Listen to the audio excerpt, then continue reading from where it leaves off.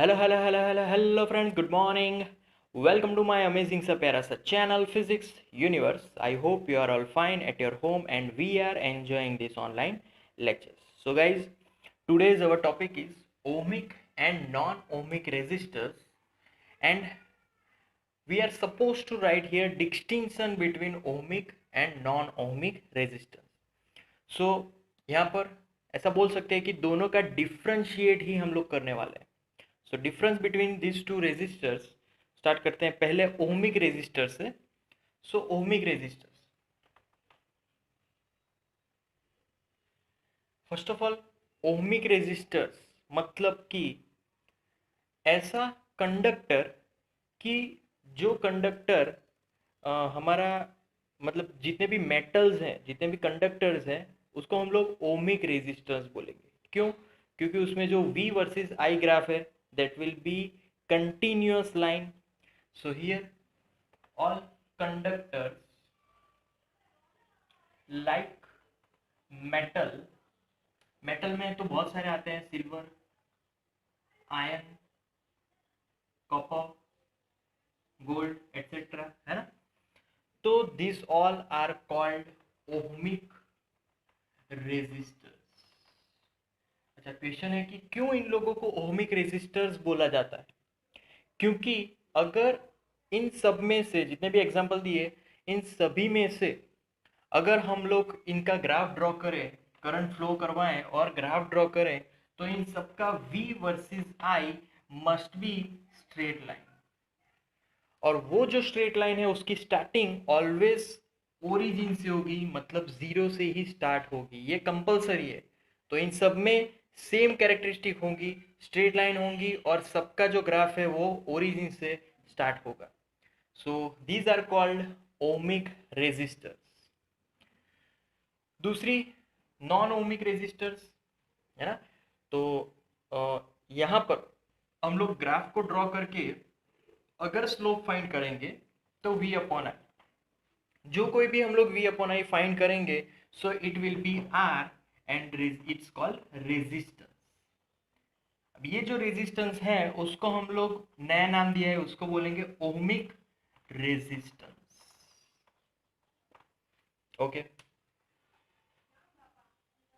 यहाँ पर हमने ओमिक रेजिस्टेंस की बात खत्म की. अब now we are moving on to non ohmic. Okay, तो सिंपल नॉन ओमिक मतलब कि उसके अगर एग्जाम्पल ले तो एग्जाम्पल में सेमीकंडक्टर्स आएंगे. सेमीकंडक्टर्स कैसे? तो लाइक मतलब कि पीएन जंक्शन डायोड, मतलब कि सारे डायोड्स, जो भी डायोड्स सेमीकंडक्टर से बने हुए हैं वो. फिर बारी आएगी सिलिकॉन, फिर germanium, after that LED. Yes, तो ये सब कुछ नॉन ओमिक में आ जाएगा. अच्छा, नॉन ओमिक में भी करंट तो फ्लो होगा ही, बट कैसे करंट फ्लो होगा? तो इन सब में अगर मैं उसकी कैरेक्टरिस्टिक ड्रॉ करूं ग्राफ की, तो V versus I graph it will be just like this, मतलब कि वहां पर स्ट्रेट लाइन नहीं मिलने वाली, कर्व मिलने वाला है. सो जरूरी नहीं कि यहाँ पर जो कर्व मिल रहा है वो ओरिजिन से ही स्टार्ट हो, वो कहीं से भी स्टार्ट हो सकता है.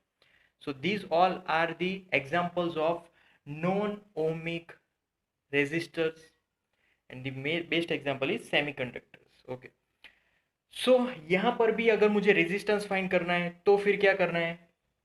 तो यहाँ पर एकदम छोटे स्मॉल पोर्शन का ही रेजिस्टेंस फाइंड कर सकते हैं, क्योंकि रेजिस्टेंस यहाँ पर कांस्टेंट नहीं मिलने वाला, क्योंकि हमारा जो ग्राफ है it is curved graph.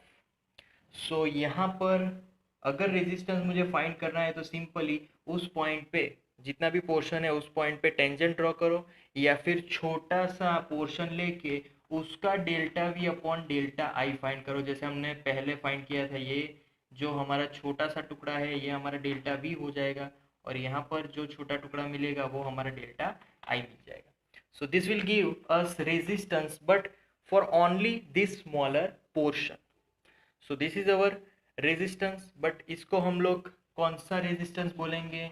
Non ohmic resistance. क्योंकि बहुत ही छोटे पोर्शन के लिए ये रेजिस्टेंस हमने फाइंड किया। सपोज कि मुझे यहाँ पर रेजिस्टेंस फाइंड करना है तो उसके 2 पॉइंट्स ले लो, जो कि स्मॉलर क्यों लेना है, क्योंकि स्मॉलर पोर्शन वो एक स्ट्रेट लाइन ही होगा। पूरा कर्व लूंगा तो वो एक स्ट्रेट लाइन नहीं है, but smaller portion is always straight line. That's why we take one smaller part. Okay, so this is our topic, ohmic and non ohmic. तो इस टॉपिक में ही हमने उसको डिस्टिंक्शन बना दिया, उसका डिफरेंशिएट कर दिया. So this is the difference between this ohmic and non ohmic resistance. So guys, that's our topic. Thank you so much for listening my video lectures till the end. Please like my videos and subscribe my channel. Thank you.